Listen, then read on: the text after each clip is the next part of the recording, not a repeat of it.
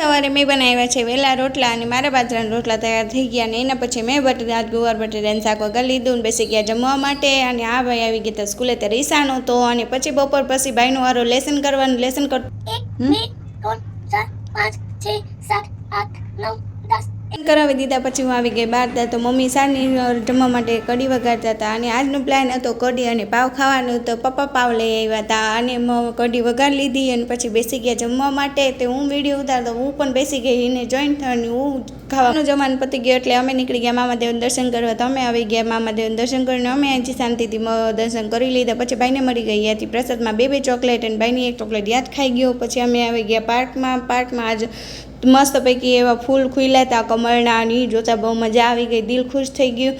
અને પછી ત્યાંથી ધ્રુવ લસણપાટી રમી લીધી, 2-3 લસણપાટી ખાઈ લીધી. ત્યાં તો વરસાદ આવતો ચાલુ થઈ ગયો અને વરસાદની પણ અમે મજા માણી લીધી અને આવી ગયા ઘરે.